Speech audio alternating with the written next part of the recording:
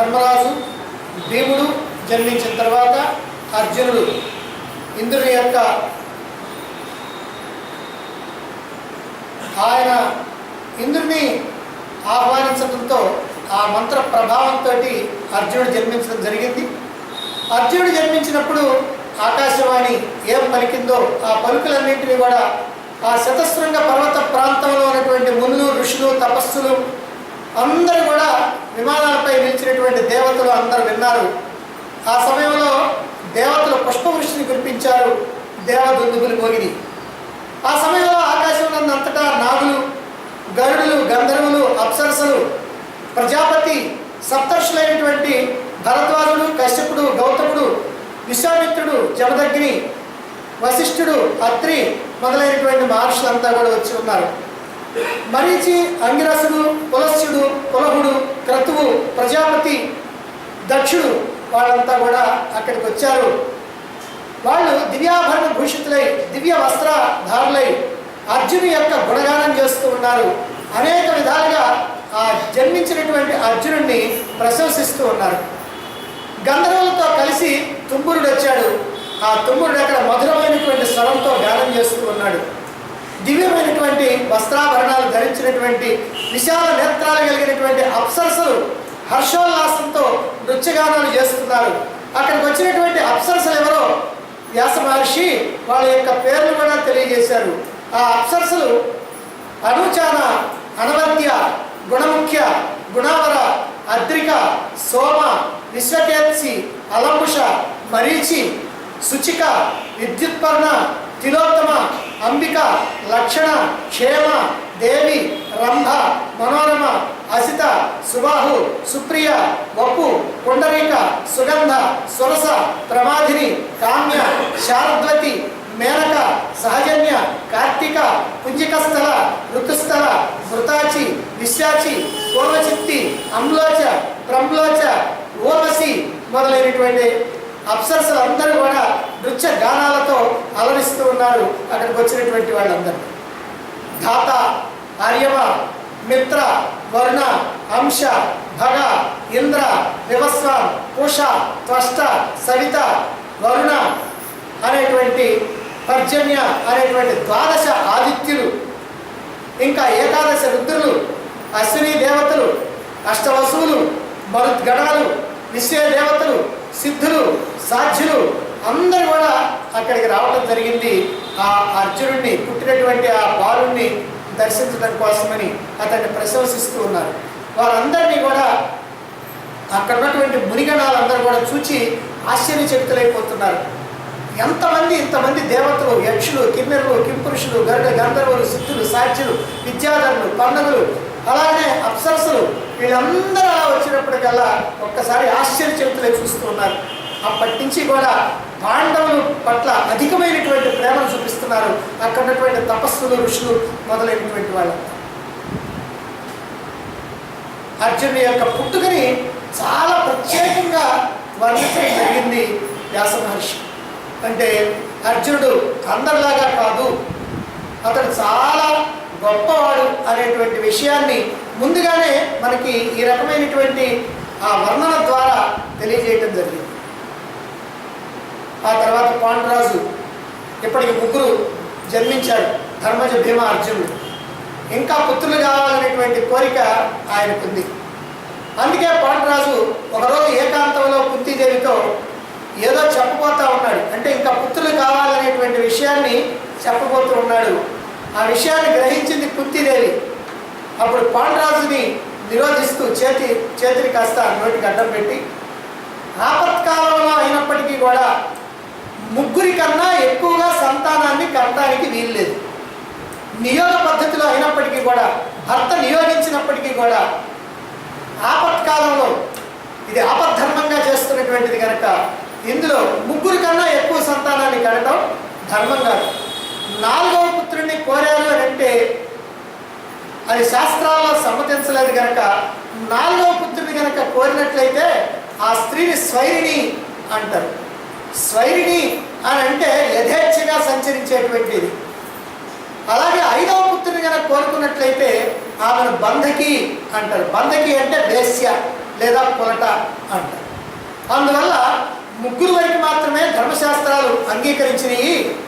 మరలా ధర్మశాస్త్రాలు అంగీకరించినటువంటి దాన్ని ధర్మాత్ములైనటువంటి మీరు ఎట్లా అధిగమిస్తారు? ఎలా దాన్ని కాదంటారు? మీరు ధర్మం తెలిసినటువంటి వాళ్ళు, ధర్మం తెలిసినటువంటి మీరు సామాన్య మానవుడిలాగా ధర్మ విరుద్ధమైనటువంటి పనులకి ధర్మాన్ని లోపం కలిగిస్తూ నన్ను ఇంకా పుత్రుల్ని కరమని చెప్పడం అనేటువంటిది ఎలా అనాలని అనిపిస్తుంది మీకు అన్నాడు. దాంతో పాండురాజు అర్థం చేసుకున్నాడు. కుంతీదేవి యొక్క పాండిత్యాన్ని, వైదుష్యాన్ని, శాస్త్రాలకి అనుగుణంగా నడుచుకునేటువంటి తత్వాన్ని అర్థం చేసుకున్నాడు. అందుకని అంటున్నాడు, కుంతి, ధర్మశాస్త్ర ప్రకారం నీవు చెప్పినటువంటిది సరైనది, ఈ విషయాన్ని నాకు సరైనటువంటి సమయంలో నాకు గుర్తు చేశావు అని అంగీకరించి మౌనంగా ఉండిపోయాడు. ఇక గాంధారి 100 మంది పుత్రులను కన్నది, కుంతీదేవి 3 పుత్రులను కలిగింది కన్నది. అప్పుడు మాద్రి ఆలోచిస్తూ ఉంది, పాండురాజు యొక్క 2వ భార్య అయినటువంటి మాద్రి, తాను కూడా సంతానాన్ని పొందాలి అనేటువంటి ఆలోచన కలిగింది ఆమెకి. ఒకరోజు ఏకాంతంలో పాండురాజుతో ఇలా అంటున్నది, నాథా, మీరు సంతానాన్ని ప్రసాదించేటువంటి శక్తి లేనటువంటి వాళ్ళు అయ్యారని నాకు ఏ చింత లేదు. అలాగే కుంతీదేవి పట్టపురాణిగా ఉండి నేను చిన్నరాణిగా ఉన్నందుకు కూడా నాకు ఏ అసూయ లేదు, బాధ లేదు. నగరంలో గాంధారి ధృతరాష్ట్రులు 100 మంది పుత్రుల్ని కన్నారు అని తెలిసినప్పుడు కూడా నాకు ఏమీ బాధ కలగలేదు. కానీ నేను కుంతీదేవి ఇరువురు కూడా మీకు ధర్మపత్రులమే కదా, మీ భార్యలమే కదా. అయినప్పటికీ కూడా కుంతీదేవి పుత్రవతి అయింది, 3 బిడ్డల్ని కన్నది. మరి నేనేమో సంతానహీనురాలుగా ఉన్నాను. ఇదే నాకు దుఃఖాన్ని కలిగిస్తూ ఉంది. ఆమె 3 బిడ్డలు కలిగినందుకు నాకు సంతోషమే, కానీ నాకు బిడ్డలు లేనటువంటి భావనతో నాకు చాలా బాధ కలుగుతూ ఉంది, దుఃఖంగా ఉంది. నా ప్రాణనాథునికి కుంతి గర్భం నుంచి పుత్రులు జన్మించారు, ఇది చాలా ఆనందకరంగా ఉంది. మరి అలాగనే నా గర్భం నుంచి కూడా పుత్రులు జన్మించడానికి వీలుగా కుంతీదేవి కనుక ఆ మంత్రాన్ని కనుక అంగీకరించినట్లయితే నా జన్మ కూడా తరిస్తుంది, ఆ విధంగా మీకు కూడా సంతోషం కలుగుతుంది అని మాద్రి పాండురాజుతో ఎంతో అనునయంగా చెప్పింది. ఇట్లా కనుక కుంతీదేవి కనుక నాకు సంతానం కలగడానికి ఆమె అనుగ్రహించినట్లయితే ఆమెకి నా పైన ఉన్నటువంటి అనుగ్రహంగా నేను భావిస్తాను, దీనివల్ల మీకు కూడా మేలు జరుగుతుంది. కుంతీదేవి నాకు సవతి కనుక కుంతీదేవితో నేను స్వయంగా మాట్లాడాలి అంటే ఈ విషయంలో నాకు కాస్త సంశయంగా ఉంది. మరి మీరు కనుక నా పట్ల ప్రసన్నులైతే ఈ విషయాన్ని మీరే కుంతీదేవితో మాట్లాడి నాకు సంతాన యోగ్యత కలిగేటట్టుగా మీరు చేయండి, ఆ విధంగా కుంతీదేవిని మీరు ప్రోత్సహించండి అన్నది మాద్రి. అంటే స్పష్టంగా తన యొక్క మనస్సుని తెలియజేసింది మాద్రి. పాండురాజు ఇది విని మాద్రితో అంటున్నాడు, మాద్రి, ఈ విషయం నా మనస్సులో ఎల్లప్పుడూ మెదులుతూనే ఉంది. అయితే ఈ విషయం నేను నీతో మాట్లాడటానికి నేను సాహసించలేకపోయాను. ఎందుకనంటే నీవు ఈ ప్రస్తావన విని ప్రసన్నురాలు అవుతావో లేక చెడ్డగా భావిస్తావో అని నాకు సంశయం ఉండేది. కానీ ఈ రోజున నువ్వు ఈ విషయాన్ని స్వయంగా నీవే నాతో చెప్పడం వల్ల నా సంశయం కాస్త తీరిపోయింది. ఈ విషయంలో నేను తప్పకుండా ప్రయత్నం చేస్తాను, కుంతీదేవితో నేను మాట్లాడతాను, ఆమె తప్పకుండా అంగీకరిస్తుందని నేను అనుకుంటున్నాను. కాబట్టి తప్పక నేను కుంతీదేవితో మాట్లాడి ఆమెను అంగీకరింపజేస్తాను, నీ కోరికను కూడా నెరవేరుస్తాను అన్నాడు. ఇది మనకి భారతంలో ఉన్నది. దీన్ని బట్టి మనం ఒక విషయాన్ని ఇక్కడ విశ్లేషణ చేసి తెలుసుకోవాలి. నియోగ పద్ధతి ద్వారా పుత్రుల్ని కనేటువంటి విషయం ఏదైతే ఉందో దానికి స్త్రీలలో వేరువేరు భావాలు ఉంటాయి అని మనం అర్థం చేసుకోవాలి. సాధారణంగా ఏమిటంటే భర్త భార్య వాళ్ళిద్దరు కలిసి సంతానానికి అంటే అది ఎవరికి ఏం అభ్యంతరం కాదు, ఎవరు ఏం వేలెత్తి చూపించేది కాదు. కాకపోతే భర్త లేనప్పుడు కానీ, భర్త సంతానాలు ఇవ్వడానికి అశక్తుడైనప్పుడు కానీ ఆపద్ధర్మంగా సంతానాన్ని పొందాలి అని అంటే ఈ నియోగ పద్ధతి అనేటువంటిది ఆనాడు ఆచారంగా ఉంది. ఆచారంగా ఉన్నప్పటికీ కూడా అందరూ కూడా తప్పనిసరిగా ఆచారాన్ని పాటించాలని లేదు. అందుకనే ఇక్కడ మనకి 3 సందర్భాల్లో చూడండి 3 రకాలైనటువంటి పద్ధతులు ఇక్కడ కనపడతా ఉంటాయి. పెద్దల యొక్క మాటని కాదనలేక అంబికా అంబాలికలు సంతానాన్ని కనటం జరిగింది. పాండురాజు యొక్క ఒత్తిడితో కుంతీదేవి అంగీకరించింది. మళ్ళీ 4వ పుత్రుడు కావాలి అని అన్నప్పుడు పాండురాజు కోరినప్పటికీ ఆ మాత్రం శాస్త్ర విషయాన్ని చెప్పి ధర్మశాస్త్ర విధిని తెలియజేసి అలా కోరటం తప్పు కాబట్టి 4వ పుత్రుడిని నియోగ పద్ధతి ద్వారా కనకూడదు, ఇది ధర్మశాస్త్ర విహితమైనటువంటిది అని చెప్పి పాండురాజును అంగీకరింపజేసింది. మరి ఇప్పుడు మాద్రి విషయం వచ్చినప్పటికీ దీనిని సంతోషంగా తీసుకుంటుందో లేక చెడ్డగా భావిస్తుందో అని పాండురాజు భావించాడట. ఆయన చెబుతున్నాడు, నీవు దీన్ని ఎలా తీసుకుంటావో నాకు తెలియదు, దీన్ని చెడ్డగా భావిస్తావా సంతోషంగా స్వీకరిస్తావా అనేది నాకు సంశయంగా ఉంది, ఇప్పుడు నువ్వే స్వయంగా మాట్లాడతావని నా సంశయం తీరింది అని అన్నాడు. అంటే పాండురాజే సంశయించాడు అని అంటే ఆనాటి స్త్రీలు అంత తేలికగా సాధారణంగా దీన్ని అంగీకరించేవాళ్ళు కాదు, అంటే దీన్ని తీసుకునేవాళ్ళు కాదు, తప్పనిసరి పరిస్థితుల్లోనే అంగీకరించేవాళ్ళు.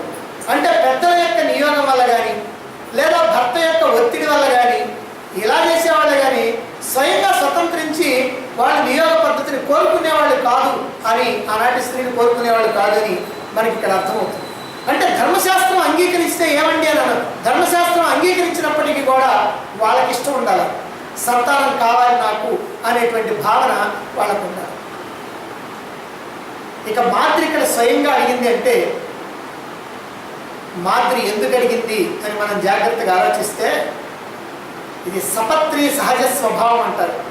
అంటే సవతి బిడ్డల్ని కన్నది, తనకి బిడ్డలు లేకుండా ఉంటారు కాబట్టి బిడ్డలు కన్నటువంటి స్త్రీ మీద భర్తకి అధికమైనటువంటి ప్రేమ ఉంటుంది. బిడ్డలు లేకుండా కనుకుంటే ఆ ప్రేమ ఆ స్త్రీ మీద ఉండకపోవచ్చు. కాబట్టి నాకు కూడా కనుక బిడ్డలు ఉన్నట్లయితే నా భర్త యొక్క అనురాగాన్ని నేను కూడా పూర్తిగా పొందుతాను అనేటువంటి భావన మాదిరిలో ఉండి ఉండవచ్చు.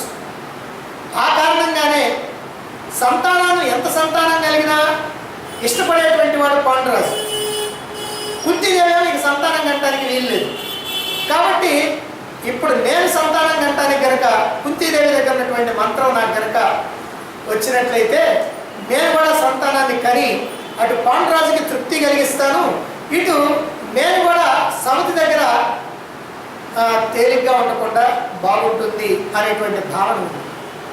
అందుకే నియోగ విధిని ఆపద్ధర్మ విధి అని చెప్తారు పెద్దలు. అంటే ఆపత్కాలంలో అరుదుగా, ఎంతో అరుదుగా అనుసరించేటువంటి పద్ధతి ఈ నియోగ పద్ధతి అనేటువంటిది మనకి ఇక్కడ అర్థమవుతుంది. సరే, పాండురాజు మాద్రి యొక్క విషయం తెలుసుకున్నాడు.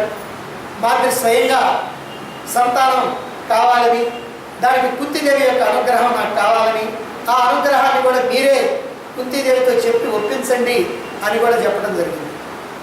అందువల్ల పాండురాజు ఒకరోజు ఏకాంతంలో కుంతీదేవితోటి ఇలా అంటున్నాడు, కుంతి, మన వంశం విచ్ఛేదం కాకుండా సమస్త జగత్తుకి కూడా ప్రియం కలిగేటట్లుగా ఒక గొప్ప పని నువ్వు చేయాలి. ఈ పని కనుక నువ్వు చేసినట్లయితే నీ యశస్సు, నీ కీర్తి చిరస్థాయిగా నిలబడుతుంది, బాగా విస్తరిస్తుంది. అందుకోసమని నీ కీర్తిని పెంపొందించుకోవడానికి, నీ యశస్సును నిలుపుకోవడానికి నీవు ఒక దుష్కరమైనటువంటి కార్యం చేయాలి. ఎలాగైతే ఇంద్రుడు దేవరాజ్యాన్ని పొందినప్పటికీ కూడా యశస్సు కోసమని అనేక యజ్ఞాలు నిర్వర్తించాడు. అసలు దేవరాజ్యమే వచ్చిన తర్వాత, దేవతలకి ప్రభు అయిన తర్వాత ఆయన యజ్ఞాలతో పని ఉంది, అయినా సరే యశస్సు కోసం అని చెప్పి ఆయన యజ్ఞాలు చేశాడు. మంత్రవేత్తలైనటువంటి బ్రాహ్మణులు అత్యంత కఠినమైనటువంటి తపస్సులు చేసినప్పటికీ కూడా యశస్సు కోసమని గురుజనుల యొక్క శరణు దొరుకుతారు. అంటే పెద్దలు గురువులైనటువంటి అనేటువంటి వారి యొక్క శరణు పొంది వాళ్ళ యొక్క అనుగ్రహాన్ని పొందుతూ ఉంటారు. ఇక రాజర్షులైనటువంటి తాపసులైనటువంటి బ్రాహ్మణులు యశస్సు కొరకు చిన్న పెద్ద అయినటువంటి కఠినమైనటువంటి కర్మలు చేస్తూ ఉంటారు. అలాగే నీవు కూడా యశస్సు కోసమని ఈ మాతృకి సంతతి కలిగేటట్టుగా అనుగ్రహించు. దాని ద్వారా నువ్వు గొప్ప యశస్సుని పొందుతావు. ఆమె ఇంతవరకు ఎలాంటి భావనతో ఉందో నాకు తెలియదు మాద్రి. నేను అందుకని మౌనంగా ఉన్నా. కానీ ఇప్పుడు ఆమె అభిప్రాయం తెలిసింది. స్వయంగా ఆమె నాతో అన్నది, నాకు సంతానాపేక్ష ఉన్నది అని. అందువల్ల నువ్వు తప్పనిసరిగా ఆమెను అనుగ్రహించాలి, నీ మంత్రాన్ని ఆమెను ప్రసాదించాలి అని.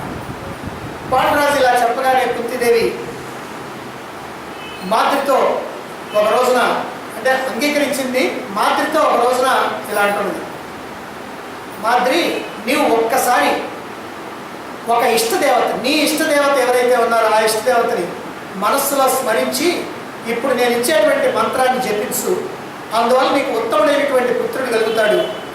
ఇందులో ఏ సంశయం లేదు. కనుక నీకు యోగ్యమైనటువంటి సంతతి కోసం అని చెప్పి ఇదిగో ఈ మంత్రాన్ని నువ్వు జపించని మంత్రాన్ని ఉపదేశించింది మాద్రికి. ఆ తర్వాత మాద్రి మనస్సులో బాగా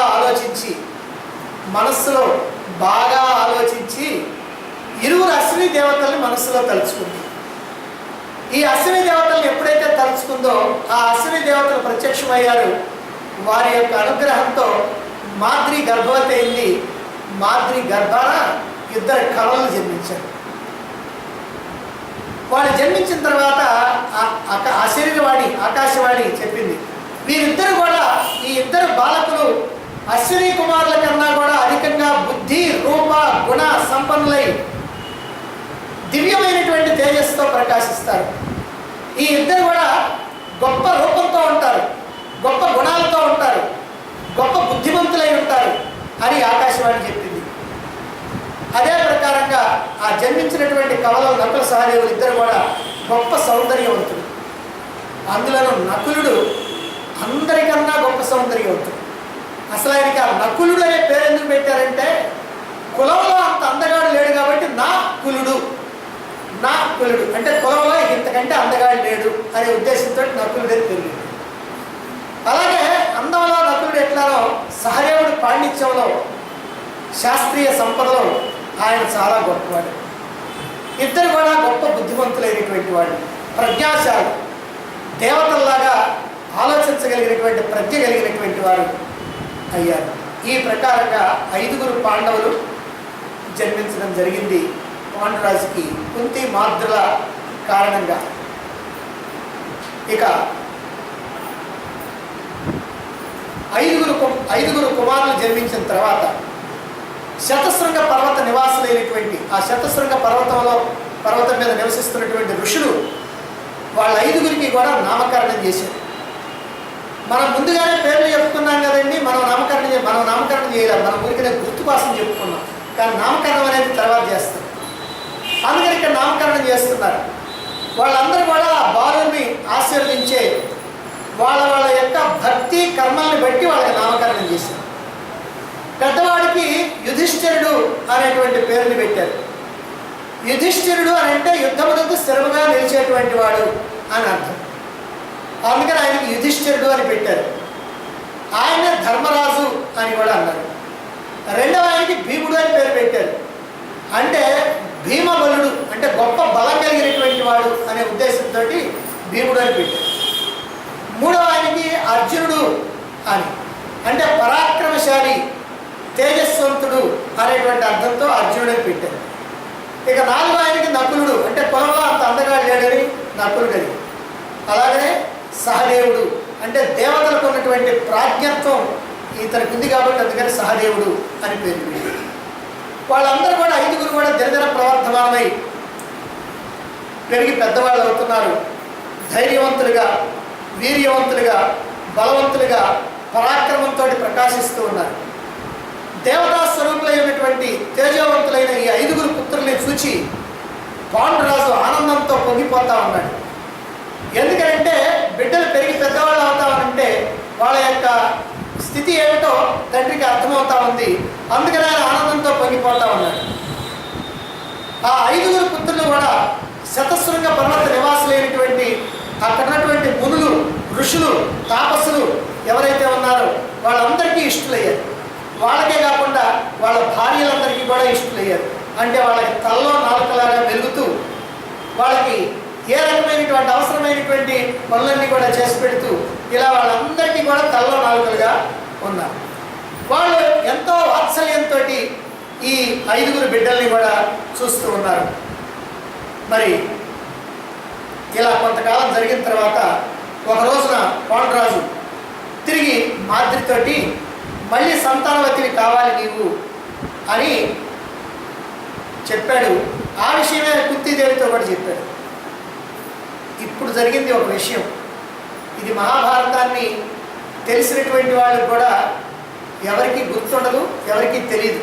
నిజం చెప్పాలంటే మహాభారతం చదివేవాళ్ళు కూడా దీన్ని పట్టించుకోరు. ఏమిటంటే కుంతీదేవితో మాట్లాడితే మాద్రికి మరొకసారి ఆ మంత్రాన్ని అనుగ్రహించు, సంతానానికి అంటుంది అని అంటే ఇప్పుడు కుంతీదేవి అంటున్నది, ఓ రాజా, నేను ఒక్క పుత్రుడి కోసమని ఈ మంత్రాన్ని మాద్రికి ఇచ్చాను. ఆమె ఎంతో తెలివిగా ఇద్దరిని కానీ నన్ను మోసం చేసింది, నన్ను వంచింది. నేను మూర్ఖురాలిని. 2 దేవతల్ని ఆహ్వానించి ఇద్దరు పుత్రుల్ని కనాలి అనేటువంటి ఆలోచన నాకు రాలా. ఇప్పుడు నన్ను మాద్రి కొరకు మళ్ళీ నిర్బంధించొద్దు అంటే ఇక నేను మళ్ళీ అంగీకరించను అని చెప్పి. ఏమిటిది ఇలా మాట్లాడతాం? కుంతిదేవి గురించి ఇలా ఎవరైనా అనుకుంటారా? అనుకోరు. దీన్నే సపత్ని సహజ స్వభావం అంటారు. అంటే సమతుల మధ్య ఉండేటువంటి ఆ అసూయ అనేటువంటిది ఇక్కడ కుంతిదేవిలో కూడా బయటపడుతుంది. అయితే కుంతిదేవిలో బయటపడతాం కాదు, మాద్రి కూడా చాలా జాగ్రత్తగా ఆలోచించింది. ఎందుకంటే కుంతిదేవి మంత్రాన్ని ఇచ్చేటప్పుడు ఒక్కసారి ఒక దేవతను ఆహ్వానించు అని చెప్పింది. ఒక్కసారి ఒక దేవతను ఆహ్వానించు అనేటప్పటికల్లా ఒక్కసారే ఈమె తర్వాత మళ్ళీ ఇస్తుందో ఇవ్వదో అనేటువంటి భావంతో జంట దేవుళ్ళని కోరుకుంది. అశ్విని దేవతలు అంటే జంట దేవుళ్ళు కాబట్టి జంట దేవుళ్ళు కోరుకొని ఇద్దరిని కనది. మరొకసారి కనుక ఇస్తే మరొకిద్దరిని కంటే తనకంటే మిగులుద్ది, 4 అవుతారు. కాబట్టి ఈ రకమైనటువంటి ఆలోచన బహుశా కుంతీదేవిలో ఉండి నేను మళ్ళీ మంత్రాన్ని ఇవ్వను అని చెప్పి ఒకవేళ ఒక షరతు పెట్టి ఒక దేవుణ్ణే కోరుకోవాలని మళ్ళీ మంత్రం ఇస్తే అప్పుడు కూడా 3 అవుతారు. 3 అయితే తనతో సమానం అవుతారు. కనుక నేను మళ్ళీ మంత్రాన్ని ఇచ్చేటువంటి ప్రసక్తే లేదు అని కుంతీదేవి ఖచ్చితంగా చెప్పింది. ఇక్కడ సహజ స్వభావంగా అంటే ఎంతటి ధర్మాత్ములైనా, ఎంతటి ప్రజ్ఞాశాలులైనా, ఎంతటి పతివ్రతలైనా, ఎటువంటి వాళ్ళైనా సరే అదిగో ఆ సమతులు అనేటప్పటికల్లా ఆ తేడా అనేటువంటిది వస్తుంది. ఇప్పుడు తోడికోడళ్ళ మధ్యనే లేదా తేడా ఖచ్చితంగా ఉంది. తోడికోడళ్ళ మధ్యనే తేడా ఉంటుంది. అలాంటిది సమతుల మధ్య తేడా ఎందుకు ఉండదు? ఉంటుంది. అయినప్పటికీ దీన్ని మనం పెద్ద తప్పుగా తీసుకోవాల్సినటువంటి అవసరం కూడా లేదు. ఎందుకనంటే ఆనాటి కాలంలో సంతానాన్ని ఎవరు ఎంత ఎక్కువగా కంటే వాళ్ళని చాలా గొప్పగా భావించేవాడు.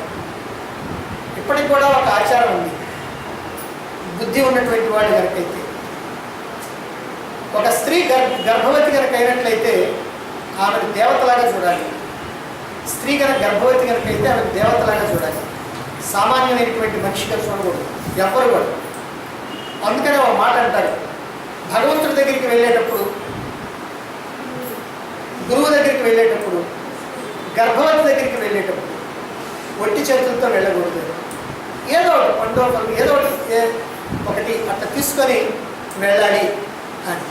ఎందుకనంటే వాళ్ళ ఇద్దరితో పాటు భగవంతుడు గురువుతో పాటుగా గర్భిణీ స్త్రీని కూడా అలా గౌరవించడం అనేటువంటిది భారతదేశంలో ఉన్నటువంటి సాంప్రదాయం.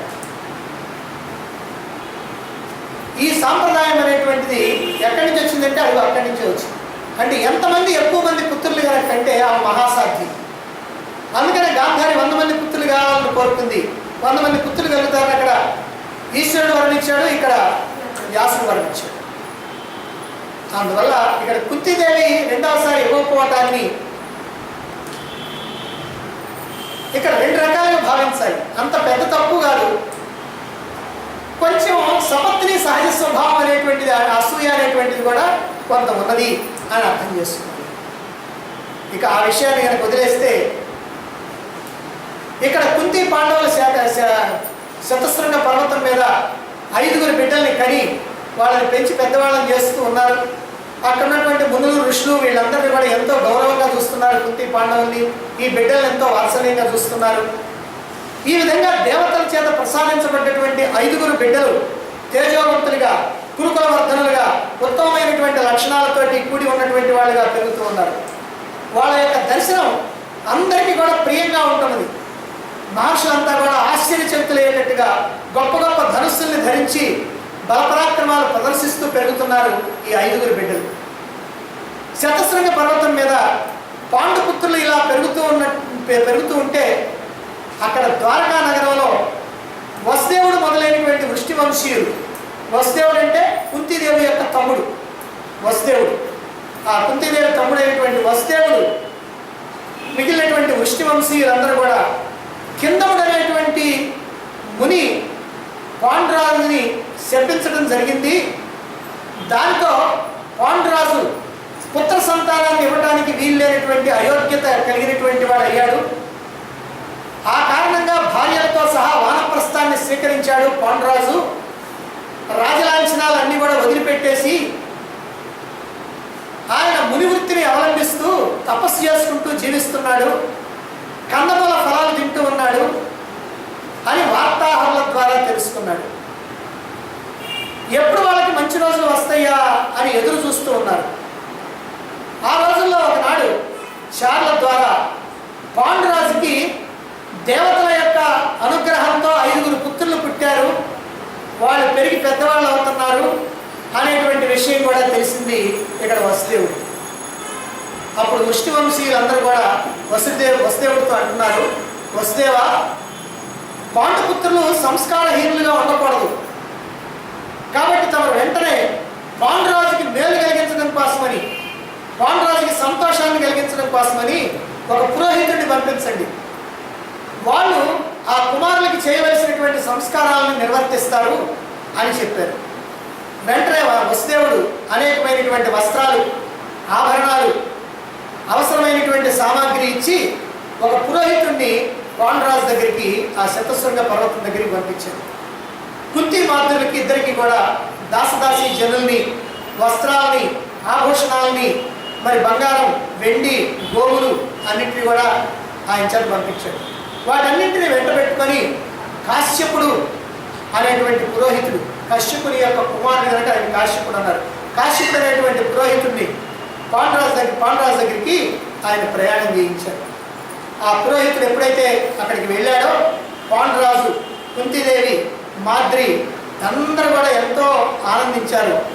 వాళ్ళు వసుదేవుడిని అనేక విధాలుగా ప్రశంసించారు, ఆయన యొక్క క్షేమ సమాచారాలు అడిగి తెలుసుకున్నారు. కాశ్యపుని యొక్క ఆధ్వర్యంలో ఈ పాండుపుత్రులకి సుడాకర్ణ ఉపనయనాలు జరిగినాయి. సుడాకర్ణ అంటే చెవులు గుట్టించడం, ఉపనయనం అంటే మనకు తెలుసు. కాబట్టి ఈ సంస్కారాలన్నీ కూడా ఆ కాశ్యపుని యొక్క ఆధ్వర్యంలో జరిగింది. ఆ తర్వాత 5 పాండుపుత్రులకి కూడా ఉపాకర్మ జరిపించి వేదాధ్యయనానికి పంపించారు. ఉపాకర్మ అంటే వేదాధ్యయనం చేయడానికి ముందు వాళ్ళకి ఉపాకర్మను జరిపిస్తారు. అంటే గుండు కొట్టించి పిలకబెట్టి వాళ్ళని బ్రహ్మచారులుగా ఆ గురుకులాలకి పంపిస్తూ ఉంటారు పూర్వకాలంలో. అట్లా వాళ్ళు వేదాంగాలు కూడా అక్కడ ఉన్నటువంటి ఋషులు, మహాత్ములైనటువంటి ఋషుల దగ్గర వేదాంగాలు అభ్యసించారు. ఆ తర్వాత శర్యాతి వంశంలో పుషతుడు అనేటువంటి ఒక మహారాజు ఉన్నాడు. ఆయన పుత్రుడు శుకుడు. అతడు పరాక్రమంలో సమస్తమైనటువంటి భూమండలాన్ని జయించినటువంటి వాడు. అశ్వమేధాది యాగాలు 100 యాగాలు చేశాడు. ఎవరు? ఆ పృష్ఠుని యొక్క కుమారుడైనటువంటి శుకుడు. ఆయన రాజ్యాన్ని పుత్రులకు అప్పగించేసి శతశృంగ పర్వతం మీద తపస్సు చేసుకోవాలి అనేటువంటి ఉద్దేశంతో ఇక్కడ వానప్రస్థుడై వచ్చి తర్వాత సన్యాసాన్ని స్వీకరించి కందమూల ఫలాలు తింటూ అక్కడ ఉన్నటువంటి స్వాధీనాలు తాగుతూ రాజేష్ అయ్యాడు. ఆయన దగ్గర పాండవులు ధనుర్వేదాన్ని నేర్చుకున్నారు. ఆయన భూలోకంలో చెప్పడానికి వీల్లేదు, అంతటి గొప్ప పరాక్రమవంతుడు, ధనుర్వేదంలో సిద్ధహస్తు. అటువంటి మహాత్ముడి దగ్గర ఈ 5గురు పాండవులు కూడా ఈ ధనుర్వేదాన్ని వివిధమైనటువంటి విద్యల్ని నేర్చుకున్నారు. భీమసేనుడు గదాయుద్ధంలో పారంగతుడయ్యాడు. యుధిష్ఠిరుడు తోమరాన్ని విసరటంలో చాలా గొప్ప నైపుణ్యాన్ని సంపాదించాడు. నకుల సహదేవులు కత్తి యుద్ధంలో చాలా గొప్పవాళ్ళు అయ్యారు. అర్జునుడు ధనుర్వేదంలో నైపుణ్యాన్ని సంపాదించాడు. అర్జునుడు తనంతటి వాడవుతాడని ఆ శుకరాజ మహర్షి ఆశీర్వదించి అత్యంత ప్రసన్నుడై శక్తివంతమైనటువంటి ఒక ధనస్సుని, నిపాటక్షరం అనేటువంటి బాణాలని అర్జునుడికి ఇచ్చాడు. అర్జునుడు ఎంతగానో ఆనందించాడు.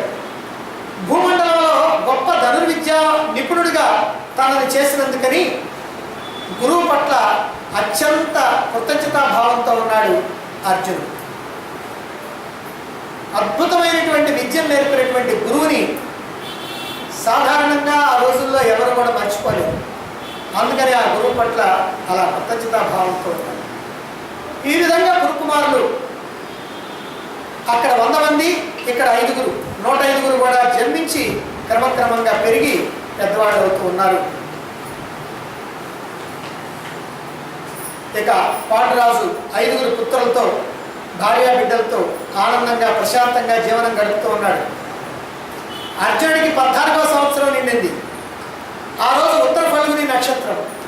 ఉత్తర ఫల్గుని నక్షత్రం అని అంటే అర్జునుడి యొక్క జన్మ నక్షత్రం అన్నమాట.